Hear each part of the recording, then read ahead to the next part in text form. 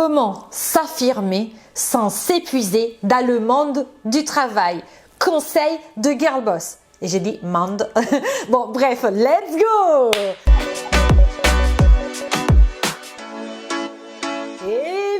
Moi, c'est Aurora, je suis italienne, je suis coach d'empowerment au féminin et coach en affirmation de soi certifiée dans l'école de Brooke Castillo. Et ma mission, c'est d'aider les girl boss, les working girls comme toi à s'affirmer justement dans le monde du travail, à se faire respecter, à évoluer tout en restant elles-mêmes. Et si j'ai fait ça, je le fais avec une méthode un peu particulière car on démarre par l'image. Car yes, je suis convaincue que l'image est un outil de développement personnel absolument sous-coté et que quand on arrive à exprimer qui on est à l'extérieur avec qui nous sommes à l'intérieur, c'est là où on attire à nous les bonnes personnes et les bons événements dans notre vie. Je travaille donc avec mes clientes pour unir un mindset de girl boss, ce qui est fondamental, avec une image forte. Si tu es nouvelle, bienvenue, j'ai un cadeau pour toi. Tu peux télécharger dans la barre d'infos un PDF contenant les 7 pièces incontournables que toute girl boss devrait avoir dans sa garde-robe. Abonne-toi aussi à cette chaîne YouTube et mets-moi un pouce bleu pour montrer à YouTube que tu aimes bien mon contenu. Abonne-toi aussi sur Insta où tous les jours, je te promets tous les jours, bon sauf samedi dimanche, parfois, je publie en tout cas des posts où je te donne plein de tips sur comment allier justement un mindset fort avec une image forte. Mais rentrons dans le vif du sujet de la vidéo d'aujourd'hui. Sûrement tu bosses beaucoup, tu te donnes énormément au travail. Tu as envie de t'affirmer et d'être reconnu pour ton travail. Tu as envie d'être apprécié, reconnu pour ta juste valeur. Et pourtant, tu as l'impression que tes efforts ne sont pas vus. Parfois, tu as peut-être l'impression d'être transparente. Et c'est comme si à l'intérieur de ta tête, il y avait le fameux hamster qui tournait dans la roue en te montrant que finalement tu fais beaucoup d'efforts pour pas grand-chose. Dis-moi dans les commentaires si tu te retrouves dans cette situation. Car tu as peur aussi de t'épuiser, tu te sens fatigué et tu as peur de tourner en burn-out, peut-être comme plein de collègues ou des personnes que tu connais ont fait malheureusement dernièrement. Comment faire donc pour éviter le burn-out bien sûr, mais surtout pour ne pas t'épuiser et réussir quand même à t'affirmer, quand même à avoir par exemple l'évolution ou à changer de job ou avoir l'augmentation que tu souhaites. On va voir ça ensemble dans cette vidéo. Reste jusqu'au bout car je vais te donner une méthode et il faut que tu connaisses tous les points. Déjà, premier point, c'est qu'il faut qu'on définisse ensemble qu'est-ce que ça veut dire s'affirmer. Car encore une fois, ça dépend énormément de personne à personne. Il y en aura certaines pour lesquelles s'affirmer, c'est gagner un certain salaire par an. Il y en aura certaines pour lesquelles c'est de garder le maximum de temps libre pour pouvoir justement faire autre chose à l'extérieur du travail. Donc ça dépend énormément de qui tu es. En tout cas, ce que je te conseille de faire, c'est de te faire une sorte de liste de KPI, un tableau de KPI, donc Key Performance Indicators, c'est-à-dire les ratios que tu vas suivre. Ça veut dire quoi? Ça veut dire que dans le monde idéal, si tu avais le job idéal, quelles seraient les choses qui te permettrait de mesurer qu'il s'agit réellement de ton job idéal. Est-ce que c'est le temps passé au travail? Donc comme je disais, il y a des personnes qui veulent bosser 35 heures par semaine et c'est ça le job idéal. Il y en a certaines qui disent, moi je veux bosser 4 heures par jour et c'est ça le truc idéal. Donc voilà, si tu as ces objectifs-là ou au contraire que tu veux bosser parce que c'est ton leitmotiv dans la vie, le boulot, et voilà, si tu es passionné, 50 heures de travail ne te gêne pas. Donc marque-toi, le KPI, ça sera le temps et tu te marques quel est l'objectif que si tu atteins, ça t'indiquera que tu es sur la bonne voie, que tu as justement réussi. Parce que si tu ne te fixes pas tes objectifs et justement la façon de les mesurer, les fameux KPI, les ratios qui te permettent de le mesurer, tu ne sauras jamais en fait si tu es arrivé. Et peut-être tu auras un super job, mais au fond de toi, tu auras toujours l'impression que ça marche pas, je suis pas appréciée, j'aime pas. Ok, donc là, fixe-toi, c'est quoi pour toi t'affirmer? Ça veut dire quoi? Ça veut dire qu'on te donne une augmentation, ça veut dire qu'on te paye des bonus en nature, ça veut dire qu'on te te permet de prendre du congé sans solde pour pouvoir voyager sans te reprocher quelque part d'être absente du travail pendant des mois. Donc voilà, fixe-toi tes KPI.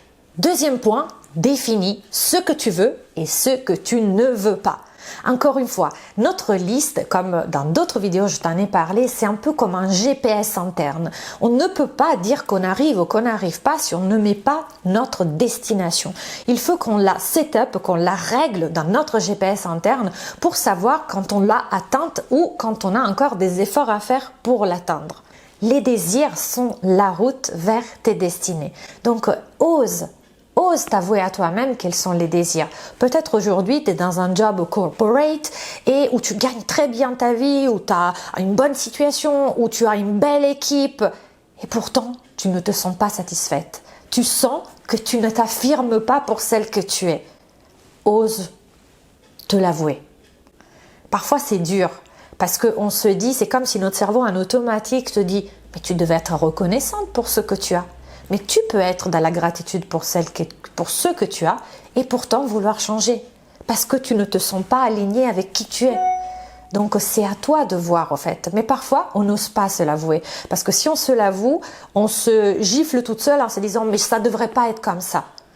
Eh ben, si tu sens qu'au fond de toi c'est comme ça, ose te l'avouer. Après tu décideras, est-ce que c'est le temps opportun pour changer de boulot? Est-ce que c'est le temps opportun pour te réorienter? Peut-être tu te diras, tout compte fait, les avantages que j'ai à rester dans cette société avec ces conditions financières me conviennent. Mais je sais, tu fais ton choix en toute conscience. C'est plus comme si tu subissais ton choix. Et quand tu ne subis plus ton choix, tu ne t'épuises pas. Parce que ce qui te fait t'épuiser, c'est de te dire que tu n'es pas à la bonne place. Mais finalement, si une fois que tu t'es avoué que tu aurais souhaité devenir un médecin, et là tu es dans une boîte où tu travailles dans le marketing, tu oses t'avouer que finalement, est-ce qu'aujourd'hui j'ai envie de reprendre mes études de médecine? Même si c'était tout, même si tu n'avais pas de problème financier, mais est-ce que tu le ferais vraiment? Est-ce que tu te remettrais en jeu à tel point? Et finalement tu te dis, non, je le ferai pas. Du coup, ça t'aide à arrêter de te prendre la tête en te disant j'aurais dû faire des études de médecine et si mes parents avaient été avec plus de moyens, je n'aurais pas pris la fac et aujourd'hui je serais médecin. Tu vois, t'arrêtes au fait cette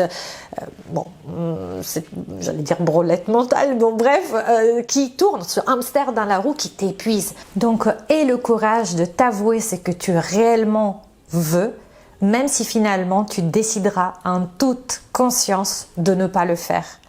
Un choix conscient, c'est un choix qui t'empêche d'avoir le hamster qui tourne dans la roue, qui t'empêche de t'épuiser et qui te redonne le pouvoir d'une femme, d'une vraie girl boss, d'une battante, de quelqu'un qui s'affirme car elle respecte ce qu'elle veut.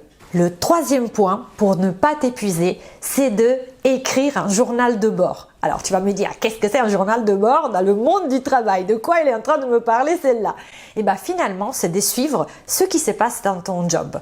C'est-à-dire que si par exemple tu as envie de t'affirmer, et pour toi t'affirmer, ça voudrait dire prendre la parole pendant une réunion. Ça voudrait dire essayer de proposer des nouvelles idées sans plus avoir peur, par exemple, d'être jugé par tes collègues et patrons. Et finalement, tu as l'occasion de faire une réunion et tu ne prends pas la parole. Le soir, tu prends ton calepin, ton journal de bord et tu écris « Circonstance, il y avait une réunion aujourd'hui, ce que tu as fait, je n'ai pas osé prendre la parole. » Pourquoi je te dis ça? Parce que parfois, nous n'avons pas conscience de ce qu'on fait. On a l'impression de subir ce qui se passe. On a l'impression que la collègue nous a coupé la parole, que le chef nous l'a pas donné, etc.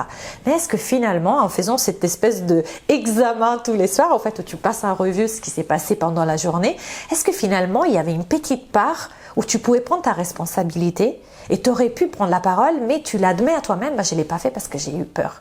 Parce que c'est là, au fait, où tu peux adresser tes peurs. C'est là où tu identifies que finalement, en réfléchissant a posteriori, ce n'est pas qu'on t'a coupé la parole ou qu'on ne t'a pas laissé le temps de parler, c'est que tu as eu peur. Et donc, comme tu sais que tu as eu peur, c'est cette peur-là qu'il faut que tu travailles. L'idée ici, ce n'est pas qu'à la fin de la journée, tu sois encore plus déprimé parce que tu te dis, alors, je suis vraiment nulle, j'ai raté cette opportunité. Pas du tout. Ça sert pas à ça, ça sert à apprendre.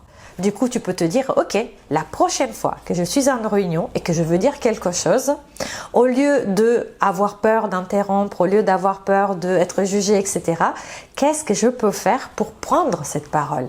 L'idée, c'est d'apprendre. Mais on ne peut pas apprendre si on n'a pas conscience de ce qu'on fait. C'est un peu la même méthode qu'on utilise quand on veut perdre du poids. Si tu ne sais pas qu'est-ce que tu bouffes tous les jours, comment veux-tu contrer la stratégie avoir une stratégie pour contrer l'envie irrépressible irrépressible, on dit ça? Bon, bref, les filles, corrigez-moi dans les commentaires. En tout cas, comment tu fais pour pouvoir t'empêcher d'aller chercher la tablette de chocolat? Si tu sais, t'as même pas conscience que finalement tu as mangé une tablette entière. Tu te dis peut-être j'ai mangé des cochonneries aujourd'hui. Donc il faut mesurer, il faut savoir ce que tu as fait pour savoir quel est l'état des lieux pour ensuite pouvoir adresser la solution. Le quatrième point, c'est de te préparer une stratégie. Si on reprend l'exemple de tout à l'heure, pendant ton journal de bord, le soir, tu t'es rendu compte que tu n'as pas osé prendre la parole en public. Et du coup, la stratégie, c'est quoi? C'est quoi les choses qui pourraient se passer? Une montée d'angoisse. Donc l'idée, c'est que tu te prépares en avance. Quelle sera ta stratégie si tu veux prendre la parole et tu sens que tu commences à avoir les mains moites, le cœur qui bat trop vite, tu commences à avoir peur. Qu'est-ce que tu feras dans ces cas-là? Quelle est ta stratégie? Et tu peux la préparer d'avance, histoire que quand ça arrive, tu sais déjà ce que tu vas faire. Pareil, si tu es en réunion et tu es en train de parler, et finalement, une collègue t'interrompt brusquement et du coup, elle monopolise l'attention. Quelle est ta stratégie? Parce que si ça t'arrive et tu n'es pas préparé, il y a fort à parier que tu la laisseras prendre la place. Et finalement, peut-être c'est pas ce que tu aurais souhaité faire. Donc, plutôt que rentrer le soir et être frustré pour quelque part t'être senti dépossédé de ta prise de parole, qu'est-ce que tu feras la prochaine fois qu'une collègue va t'interrompre? Collègue ou chef, peu importe. Prépare-toi ta stratégie. Entraînement difficile, guerre facile. Le cinquième point, c'est de te féliciter. Car au fur et à mesure que tu suivras cette méthodologie, tu verras que comme tu as préparé tes stratégies, tu sauras comment réagir et donc tu auras des petites victoires. Sauf que parfois, c'est de petites victoires. Par exemple, en réunion, tu vas pas non plus parler pendant un quart d'heure, mais tu vas juste te dire « Ah en fait, j'ai cette idée-là ». Et puis après, peut-être on passera à autre chose. Mais même si finalement ton idée n'a pas été retenue, tu as osé te manifester, tu as osé t'affirmer. Et donc finalement, félicite-toi pour ça. Ne te dis pas « Oh oui, mais bon, c'était pas grave, c'était pas important ». Si, parce que tu as fait un pas en avant, parce que la femme d'hier n'aurait pas osé le faire. Et aujourd'hui, toi, oui, tu oses. Donc, tu t'es affirmé davantage. Donc, demain, tu pourras oser encore davantage. Et puis après, je te conseille aussi de partager tes victoires. On a toutes la collègue un peu chérie avec qui on parle, avec qui on déjeune. Et une personne qui soit bienveillante dans ton travail, à qui tu fais confiance et avec qui tu peux partager tes victoires. Partage-les avec elle. Parce que quelque part, le fait aussi de te sentir entouré dans un environnement positif va te pousser encore plus à prendre conscience que ce que tu as fait était peut-être tout petit dans l'univers du monde du travail, mais par rapport à ta vie, par rapport à comment tu étais la veille, là, tu as osé. Et donc, tu dois te féliciter pour ça et avancer. J'espère que cette vidéo sur comment t'affirmer sans t'épuiser dans le monde du travail t'a plu. Si c'est le cas, mets-moi un pouce bleu pour signaler à YouTube que yes, mes vidéos elles méritent d'être vues par plus de girl boss qui pourraient en avoir un bénéfice. Partage-le si t'es LinkedIn, partout, partage. Et aussi, suis-moi sur Instagram, abonne-toi à cette chaîne si c'est pas déjà fait. Et d'ici la prochaine vidéo, je te dis ciao et à la prochaine.